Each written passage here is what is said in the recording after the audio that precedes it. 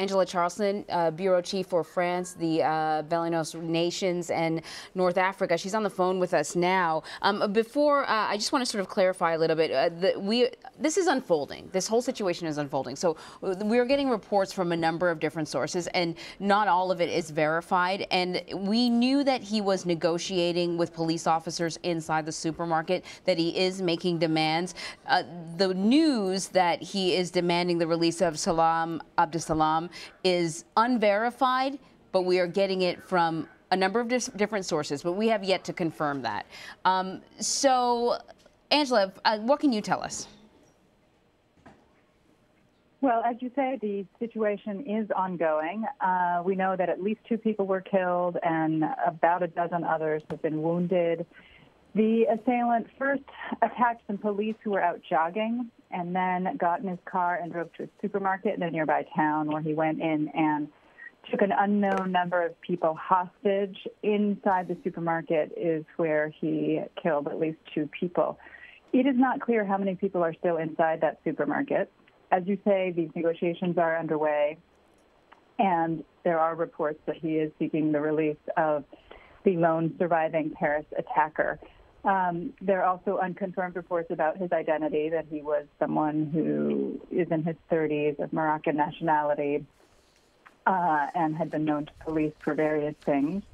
But a lot is uncertain right now, as you say, and because he's still inside, there are things that they're still trying to determine.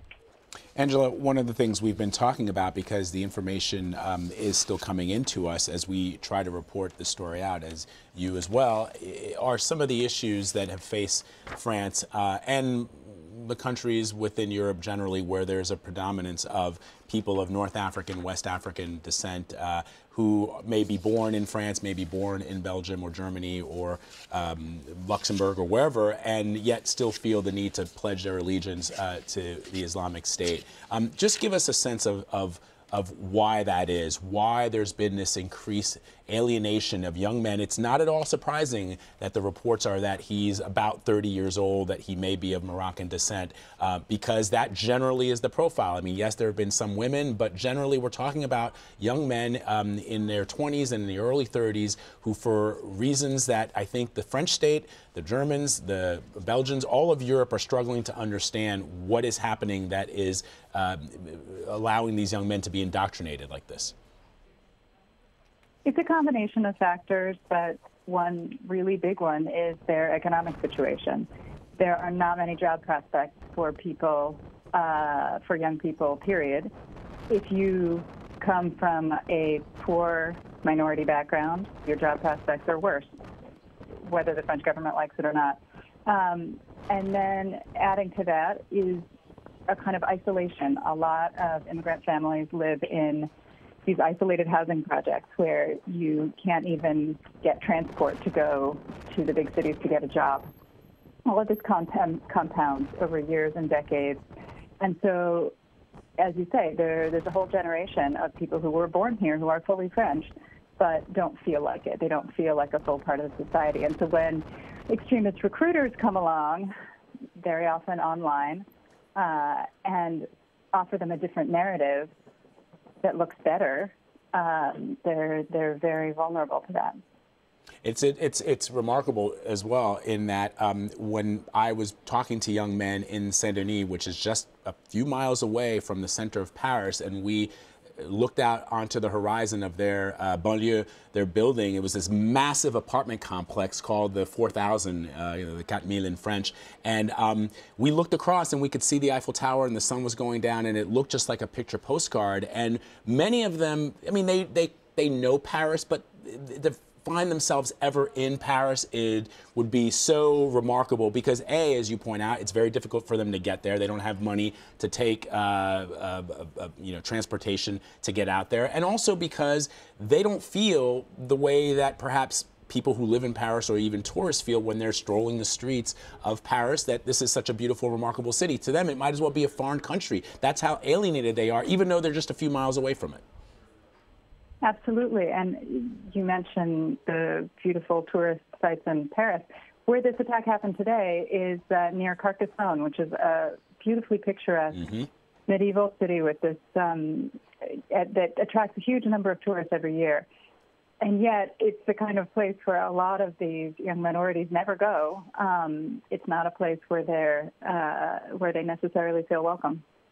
Yeah, and they'll say things like, you know, if my name is a Muslim-sounding name or a West African-sounding name and I apply for a job, as you point out, Angela, it's already difficult for young French people to find work under the best of circumstances. Now you're sending in a CV. All right, Angela, just stand by. Are we going to...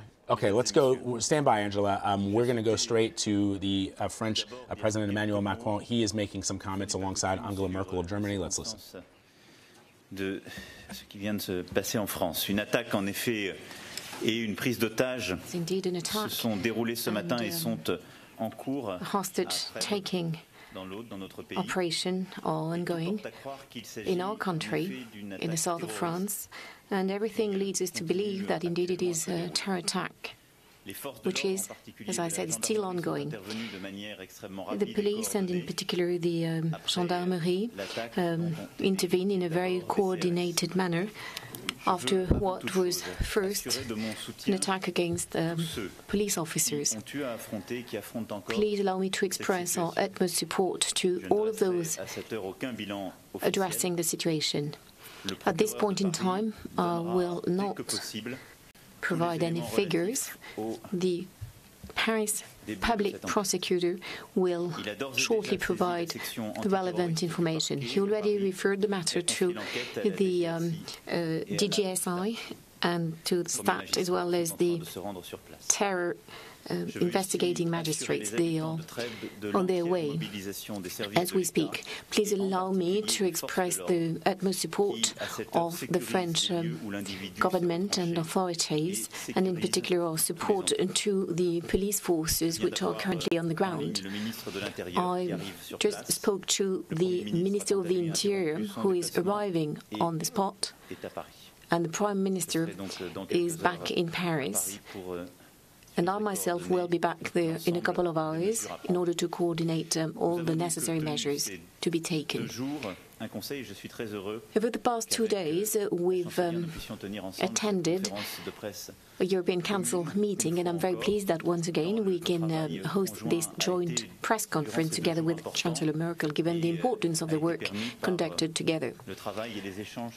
Once again, this was made possible thanks to the work we conducted last week in Paris, a couple of days after Chancellor Merkel was re-elected, and please allow me to once again congratulate her on that. This European Council meeting was important because it gave us an opportunity to look at a number of topics which very much are in connection with the model and the sovereignty of Europe. We had, first of all, deep discussions regarding international issues, and as you know, on a couple of days ago I visited the headquarters of the OPCW, and France itself a couple of months ago took an initiative for the...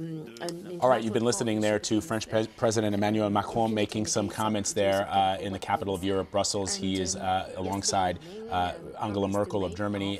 The French president essentially saying what we already know, not giving too many more details, that there's been this terrorist attack that's happened in the town of Trebes, which is in southeastern France, not far from Carascon, which is a major city, major medieval city in France, a big tourist attraction with its beautiful cités, which are the medieval walls that surround the town. We are on the phone now with Angela Charlton. She's the bureau chief for the AP. She's joining us to talk about this, and Willis Sparks is also on set. We're going to get to him just after we chat a little bit more with Angela. So, Angela, again, you just heard French President Emmanuel Macron making some statements there, and he says that he will soon be returning to France to monitor the situation as it develops. Yes, this is a new challenge for Macron. This is the first attack like this since he became president in May. He has shown resolve up to now on security measures. He did introduce a tough new terrorism law last year that effectively enshrines the state of emergency as into law. And that obviously came into some criticism from people who are upset about what that means for people's privacy. But we'll see how he handles it. So far, he's been sober and serious. He'll come back soon, and we'll see how heavily he reacts to it in terms of security at other sites. And obviously, this is still an ongoing situation. All right, Angela Charlton, Bureau Chief for the Associated Press for France and the Benelux regions. We appreciate your reporting. We appreciate your time. Thank you so much. We'll chat with you a little bit later.